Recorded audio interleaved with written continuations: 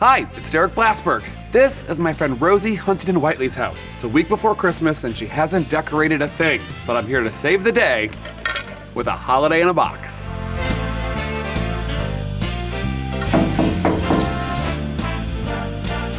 Hey. Someone order a holiday in a box? So this is the pied de resistance. You think it's big enough? I think it's just right. Yeah. I can tell you can't wait to decorate this tree, but I think the first rule of decorating is have a drink first. That's fine by me. Should we have some eggnog? Let's.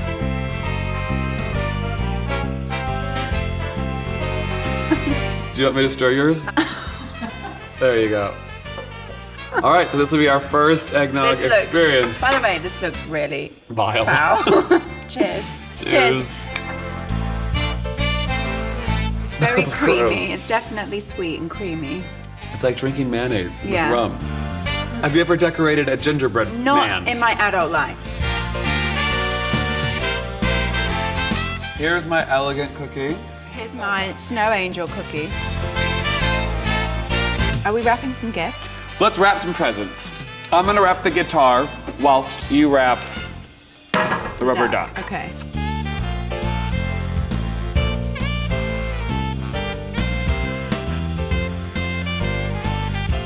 Guess what mine is? Guess what mine is?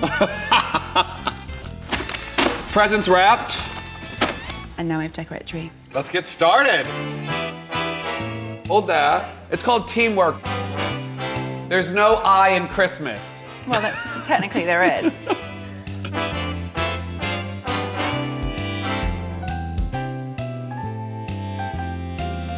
I have a thing for owls. I love owls. Who likes owls?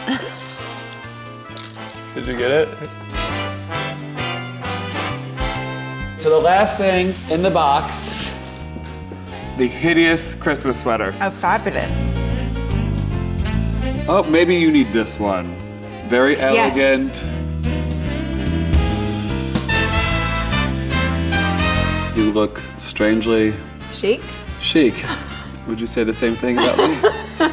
You look like a middle-aged. Merry Christmas, Rosie. Merry Christmas. I'm sorry. Last thing, topper. Okay. Try this wicker star. Oh wow, look how that clips on. Ta-da! Oh wow, that's much more elegant. All right, does it feel like Christmas? It feels like Christmas, finally. All right, so I've gotten you all ready for Christmas. Thank you, Derek. Thank you for coming. And now? Thank you for my fabulous tree. I love it. It looks fantastic. Bye-bye. All right, this alpha's out of here. Thanks for all the alpha steam.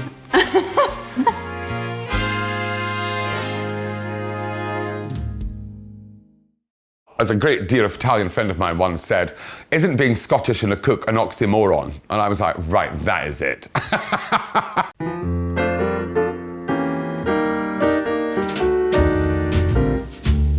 When did I realize this is what I wanted to do? Oh Lord, well, by this I think you mean the profession of cooking. God, I wish it was a profession. It's about time it was recognized as such. I was on my way to art college to follow in my father's footsteps and my brother's footsteps, my grandfather's footsteps, and to make some pocket money along the way, I became a waiter. I was an absolutely rubbish waiter, just dropped everything all the time and gossiped endlessly because they were all mum and dad's friends. And instead of sacking me, they put me in the kitchen. Before you could bat an eyelid, I was there with my tall hat and a white neckerchief and a floor-to-ceiling apron, serving an apprenticeship. And with that, today's pudding, meringue tumbles.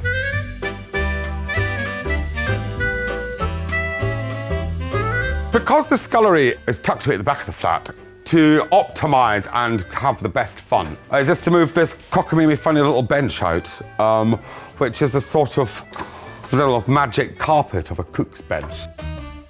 I chose the meringue for Christmas because it doesn't level you quite like the way the cannonball of the proverbial Christmas pudding often does. Never eaten or looked at askance.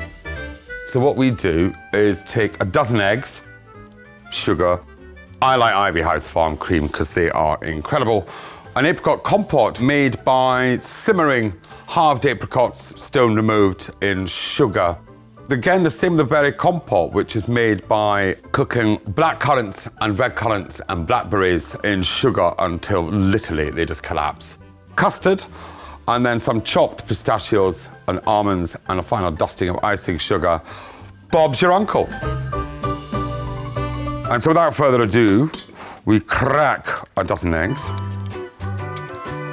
Your bowl must be scrupulously clean and dry, because if it's not, the egg whites are quite volatile. What we then do is weigh these. 282.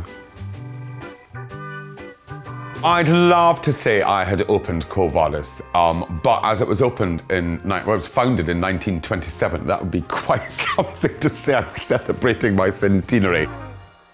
I'd had a very long, very happy tenure at the Design Museum on Shad Thames.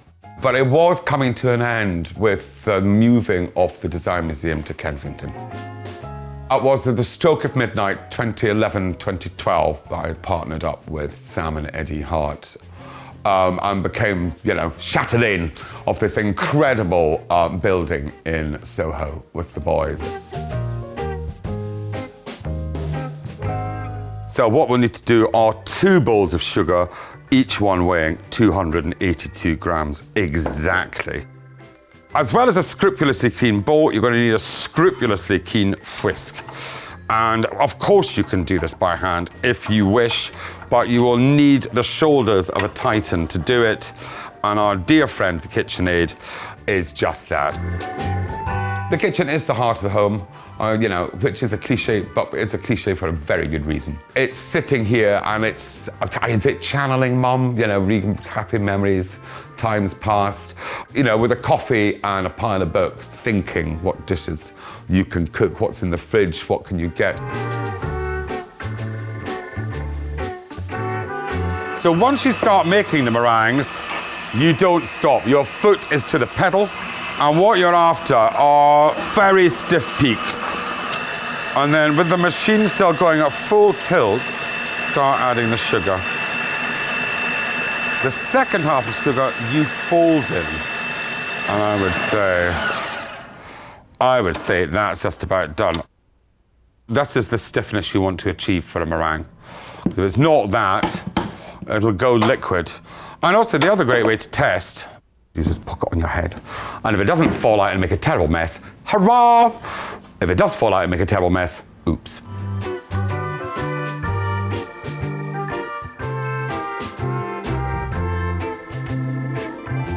These will go into a preheated oven at 180 degrees centigrade, which you immediately then turn down to 120.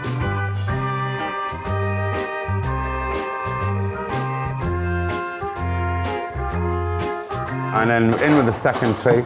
Now these are going to go in the oven for an hour. And what is vital at this stage is remembering to turn the oven down to 120. How would I describe my cooking style? Golly gee. Well, coming from a home where food mattered so much, it has been an extraordinary journey cooking with I really did luck out with who I got to work with. And after serving an apprenticeship in Scotland and coming south to London, I ended up working with Simon Hopkinson at Bibendum and Alistair Little at his eponymous restaurant on Frith Street in Soho. And they were just at the forefront of keep it simple. It's just good food for good folk, because that's what I love most in life, is to just get pals around a table, plonk them down and plonk food in front of them. And behold the meringues. And you can see they've turned, and the test of a meringue cooked hot is when you lift them off the paper. There we go. The best construction of art, and it is a construction, are liberal amounts of cream. I think you need to be very Scottish with this. Otherwise, apart from anything else, it libates the meringues. Also gives a very good holding quality to all this. Gosh, do I like hosting Christmas? Lordy, I'm not sure I ever... Oh, actually, I tell you, I did host a Christmas once. And did lay a table and did all the rest of it. And it was a truffle risotto, because it was Christmas, it was just two of us. Just quite sweet. No, I tend to go to my sisters or very dear friends, and I'm not even allowed in the kitchen. Whenever I get found even trying to wash up a teaspoon, it's civil war. And I've learned not to even try anymore.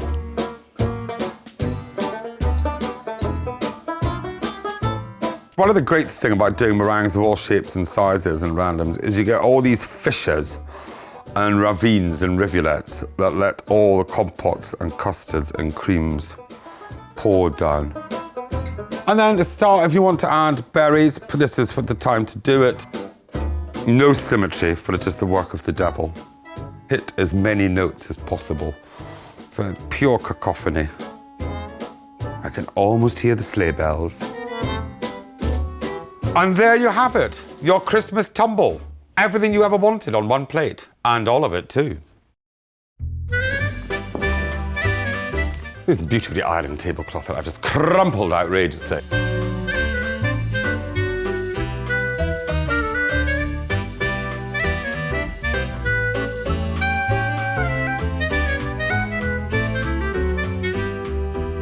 As I've been very, very, very generous with the custard, this is going to make the most marvellous mess on the table and on the plate. But it's Christmas, and I think we should go at it with sheer gusto. And in we go. And make sure you go right to the heart of the matter, because the whole point of a meringue is it has everything, and all the fun's in the outside, but all the goop is in the middle. Full of goodness. It's a Christmas mess. There you go, my dear. That's all for you. Can the cook put his money where his mouth is? Is this Christmas on a plate? Or celebrations, more to the point?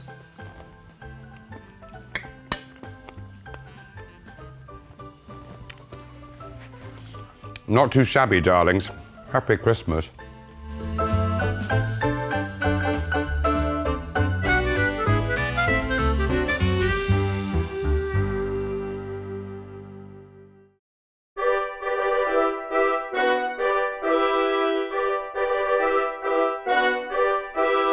Behold, the dining room table. She's cute, it's the holidays, it's her big day. I'm an interior designer, and I'm gonna walk you through how to decorate this table. I've put together 3 different tablescapes, and I'm going to show you how to achieve those 3 different looks.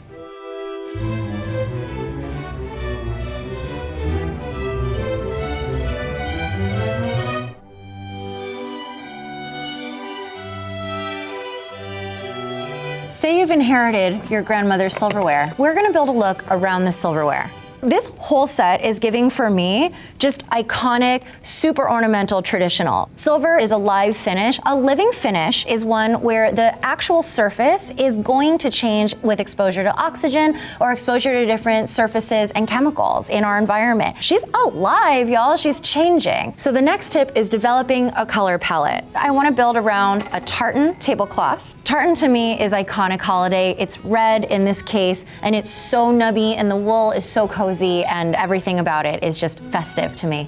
We have this really traditional china. I'm deciding between this pattern and this white. The thing is that I want to do holiday, and I want to do traditional holiday, and this pattern china clashes with the tartan. That means white plates. Generally speaking, when you fold something, you're gonna get creases. You can run the crease along where the table edge is, and no one will ever know. Generally, once something has dried, crinkled, you need to get it a little bit damp in order to be able to smooth this out. The wetness gets the creases out because basically if it has dried in a certain direction, you need something that allows the fabric to reshape itself. And it's not perfect. Not everything's perfect. We're not perfect. We're humans. We're beautifully imperfect. So we're just gonna let her be, and you'll never know the difference. We're going for a traditional table setting, and there are so many old school rules about it. In fact, there are even entire books that teach you all the ways that you are doing things wrong. First, to indicate where the chairs go, I'm gonna choose either a charger or a placemat. Since I want my white plates to stand out, I'm gonna go with the charger. We're doing just a dinner plate and a salad plate. We also have a butter plate, and that's gonna go to the left. When it comes to silverware, it's pretty much outside in. What do you eat with first? Salad starts, and then we have entree, so that means that the salad is on the outside. It's also the baby fork, so things kind of get bigger and taller as they go toward the plates. Spoon, and then your entree knife. Blades always go toward your plates. I love a white napkin for a traditional table setting. It is connoting of cleanness. There's lots of different ways to handle the napkin. You can have it just folded and placed neatly on top of your plates. You can also put the napkin under your silverware, but I personally love a ring. I love a ring. You take a square napkin, you fold it into a triangle, and then you basically roll it almost like a croissant. I don't know, I've never baked. And then you put the ring over it. It allows you to have kind of a dramatic and long napkin experience. That's very important for my guests, napkin experiences. The reason I like doing it this way is there's a beautiful symmetry that you create on the table. Next up, glassware. In a traditional place setting, there is a different glass for every drink. Red wine and white wine glasses are shaped differently because red wines generally have a much larger bouquet and take a bit more time and more oxygen to wake up. You can either form the glasses in a linear fashion or in a grouping. If you're serving champagne, you can choose between a coupe and a flute. But for today, we're gonna use the flute. We actually need to get rid of this coupe glass. We have a lot of centerpiece options here. I love fruit for a centerpiece because one, it's very seasonal, it connotes freshness, and you can make it colorful. Fruit's colorful. Here we want to make sure that all of our metals are matching, so there's lots of options to choose from in silver. And between these two candlestick holders, I think I'm gonna go with the individual candlesticks. And the reason for that is because then I can have it sit one on either side of my fruit dish. Another pro tip, non-scented candles, very important. If you get a fragrance candle, it will compete with the smell of the food on the table. Choices. We're gonna go with this one. It's cute. I love the idea that the salt and the sugar were part of the same set. A lot of traditional dishware comes in a set. And then don't forget a water pitcher. This is very adorable, and it's kind of fun. I love that it's a squiggle squangle. It almost feels like the inverse of my candlestick. The one thing about a centerpiece is don't make them so tall, whether they're florals, whether they're fruit. If it's too tall, I can't see you from across the table. So that's traditional.